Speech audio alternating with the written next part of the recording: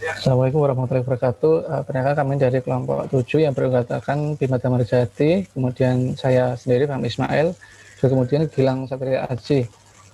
Di sini kami akan menjelaskan proyek kami di mata kuliah kecerdasan buatan yang judulnya pemodelan dan simulasi maksimum MPPT berbasis fusi logik dan artificial neural network atau ANN menggunakan MATLAB Simulink.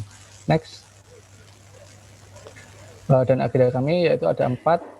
Yang satu pendahuluan yang akan saya jelaskan, kemudian metodologi akan dijelaskan oleh saudara Bima, kemudian hasil dan pembahasan serta kesimpulan akan dijelaskan oleh Gilang Satria Aji.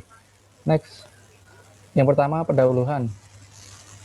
Di pendahuluan ini permasalahan soal panel yaitu terhadap I dan P atau karakteristik I dan P menggunakan sumber impedansi tinggi. Di gambar ini MPPT itu terdapat maksimum power point itu terdapat di bagian paling atas di bagian matahari itu. Kemudian yang mempengaruhi maksimum power point itu adalah irradiance dan temperatur yang menyebabkan MPP bergerak. Next. MPPT ini teknik memaksimalkan keluaran daya yang dihasilkan oleh modul PV. Adapun karakteristik sel surya sangat dipengaruhi oleh dampak insolasi, dampak suhu, dan dampak partial shading. Seperti gambar pada kanan ini dan yang bawah ini. Next. Selanjutnya yaitu ANN atau Artificial Neural Network. Gampangnya Artificial Neural ini adalah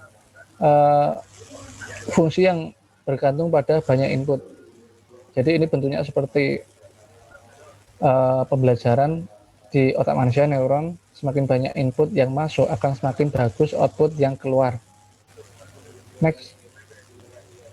Selanjutnya fusi logic control. Fusi logic control ini dibagi menjadi 3 bagian: fusifikasi, rule base, difusifikasi. Fusifikasi ini mengkonversi data menjadi nilai 0 dan 1. Kemudian rule base ini aturan dasar untuk menjadikan fusi logic ini sebelum menjadi difusifikasi. Rule base ini dasarnya adalah bentuk if then. Kemudian difusifikasi ini menjelaskan bentuk-bentuk yang tadi itu 0 dan 1 kemudian dimasukkan ke if then menjadi bentuk yang real atau memiliki nilai nyata, crisp value berdasarkan keanggotaan yang telah ditentukan. Next. Difusifikasi ini ada beberapa fungsi. Yang pertama fungsi linear ini gambarnya seperti yang di kanan, yang atas maupun yang bawah. Yang fungsi segitiga ini adalah gabungan dari 2 garis linear seperti gambar di bawah ini. Next. Kemudian metodologi akan dilanjutkan oleh Bima. Ya, baik, terima kasih. Berikutnya kami akan mempresentasikan mengenai metodologi yang kami gunakan pada proyek kali ini.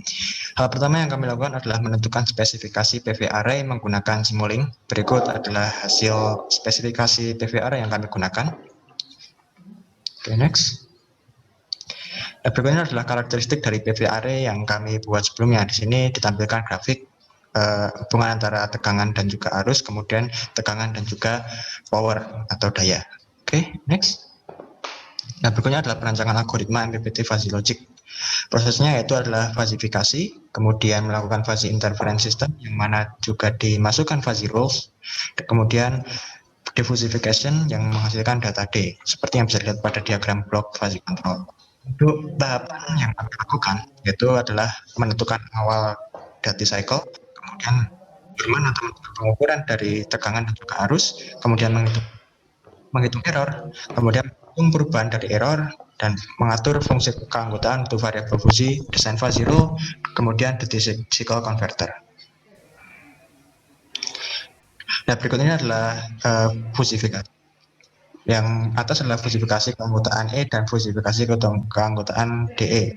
Rentangnya dari 0 sampai 1 dan ada 5 state. Kemudian rule base yang kami buat bisa dilihat pada tabel berikut ini, mana nanti kami konversikan ke dalam bentuk array dan dimasukkan ke MATLAB. Dan yang terakhir adalah difusifikasi, adalah output variabel dengan rentang 0 sampai 1 dengan 5 state. Okay, next. Ini adalah diagram box Simulink dari FLC. Seperti dilihat pada diagram, kami menggunakan PV array yang kami rancang sebelumnya, kemudian masuk ke converter di mana kami menggunakan MOSFET di sana. Kemudian bagian atas itu adalah FLC ini yang mana inputnya terdiri dari DV yang tambahkan dengan satu, kemudian masih logic controller, outputnya bus converter, kemudian kami melatih menggunakan oscilloscope. Next. Berikutnya adalah feedforward neural network.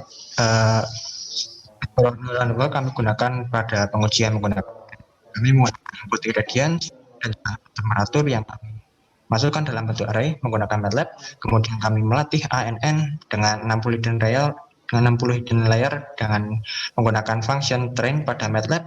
Kemudian kami plot output performance-nya dengan base validation performance seperti yang bisa dilihat pada grafik kanan atas. Kemudian pada grafik kanan bawah adalah feedforward neural network jaringan syaraf yang di-generate oleh MATLAB. Okay, next. Berikutnya adalah diagram box Simulink pada ANN. Ya, seperti dilihat pada sebelumnya, ada PV array yang kami gunakan masih sama, kemudian masuk ke bus converter di mana MOSFET, kemudian di atasnya adalah feedforward neural network yang di-generate oleh MATLAB itu sendiri menggunakan kode sebelumnya yang kami tambahkan ke dalam bus converter, dan outputnya kami amati menggunakan oscilloscope. Next. Untuk hasil dan pembahasan akan dibahas oleh Mas Gilang.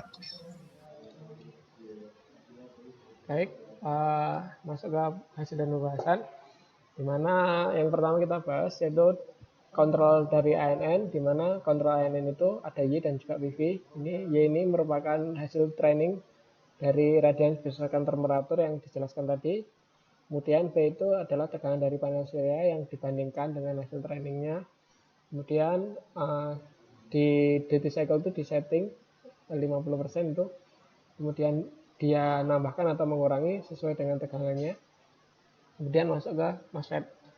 Kemudian ini grafiknya, di mana kita percobaannya ada dua. Yang pertama itu dalam kondisi tetap iradiansinya, atau yang kedua adalah kondisi iradians yang berbeda atau partial setting ya namanya.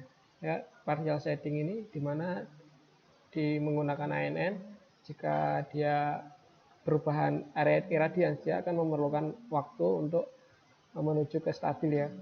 Dia di sini peak point-nya sangat tinggi, lalu dia akan turun.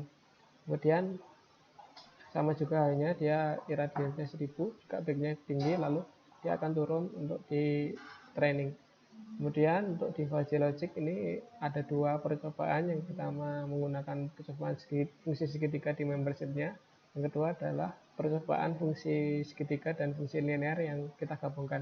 Yang pertama ini kita bahas dulu yang fungsi segitiga, di mana ini ada rule view dari MPPT Fuji menggunakan GU-nya dari MATLAB, tools dari MATLAB. Lalu untuk fusifikasinya berbeda dari metodologi Hagi. Di sini kita menggunakan fungsi segitiga saja. Lalu kita tentukan rule base-nya, dan membership function-nya ada 5 anggota, di mana anggotanya ada negatif big, negatif small, zero, positif small, positif big. Kemudian untuk grafik daya dari input output fuzzy logic control menggunakan fungsi segitiga itu, inputnya fluktuatif sekali, sangat tinggi. Kan tetapi untuk kontrolnya dia tidak perlu memerlukan waktu ya, langsung dia dalam kondisi stabil dan sangat halus sekali untuk sinyalnya, dan peaknya tidak terlalu tinggi. Kemudian untuk fungsi kedua, segitiga dan fungsi linear, ini hasilnya, lalu fusifikasinya sudah dijelaskan di metodologi lagi sama, dia berbedanya di akhir dan di awal itu menggunakan fungsi linear, dan tengah-tengahnya itu menggunakan fungsi segitiga di membership functionnya. Lalu untuk outputnya sendiri, di mana inputnya itu sangat sedikit sekali peaknya, dan dia akan langsung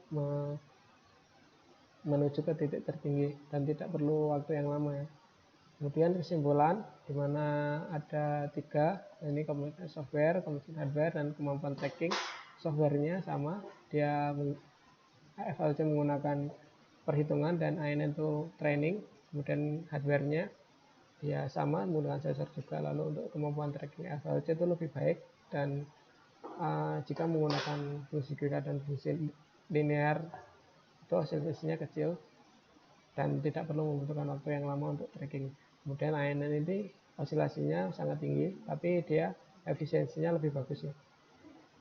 Untuk ANN ini inputannya adalah irradiance dan temperatur yang digunakan untuk aproksimasi dan prediksi MPPT, di mana kita bisa menginputkan irradiance dari website seperti NASA itu untuk inputan dari training ANN selama 1 tahun atau beberapa bulan ke depan untuk memprediksi dari cuacanya.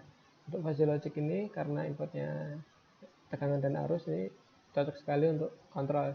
Terbukti jika dia sangat cepat sekali untuk mengontrol. Nah